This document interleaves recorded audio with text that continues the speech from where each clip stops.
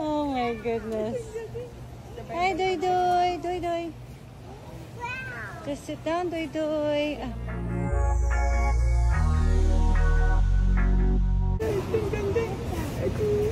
I'm so happy. It's the first time of a Ding Ding. Yeah. She's happy. I'm happy. You're happy? Yeah, I'm happy. Okay. Iya Villania, isinamang maggrocery ang kanyang bunsong anak na si Alana. Makikita naman na masaya itong si baby Alana habang ito ay nakasakay sa pushcart katabi ang kanyang ate Alana.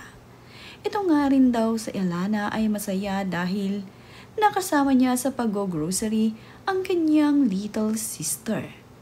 Ayon naman nga dito kay Ian ay masaya na makasama niya sa grocery store ang kanyang bunsong anak. At ito nga ang first time ni baby Anya na makapag-grocery nang sama-sama sila. Let's turn this way. Hi, Doy Doy. Hi. Oh, that's new playground. Look at Ding Ding, so happy. Hi, Ding. Oh my goodness. Hi, Doy Doy. Doy Doy. Just sit down, Doy Doy. Dahil nga first time nitong si baby Anya ay curious ito sa kanyang mga nakikita.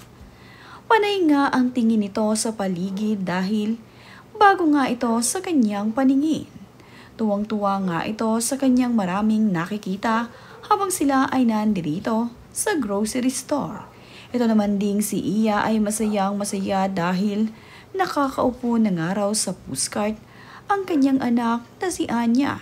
Sa kanila naman ding pag-grocery ay kasama rin nila ang kanyang bunsong anak na lalaki na si Astro.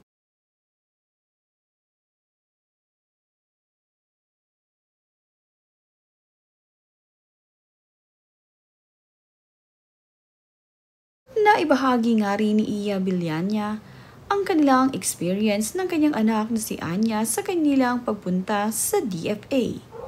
Ayon nga kay Iya ay napakabilis nga raw nila sa DFA dahil kasama nga niya ang kanyang anak na si Anya.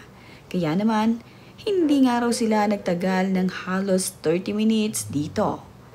Inuuna kasi sa fila ang mayroong mga baby. Kaya naman itong si Iya ay masayang masaya dahil saglit nga lamang silang nag-intay ng kanyang anak na si Anya sa pagkuha ng passport nito. Tila naman nga wala sa mood itong si baby Anya at hindi nga ito nakangiti ngayon sa camera. Malamang ay napagod itong si baby kaya naman hindi ito nakakangiti. At naibahagi rin ni Iya Villania ang kanyang mga anak habang ito ay mahimbing natutulog na magkakatabi. Si Kuya Leon nga at Primo ay magkatabi. At ito namang si baby Anya ay katabi ang kanyang kuya Astro. Napakahimbing ng mga tulog ng mga anak ni Iya.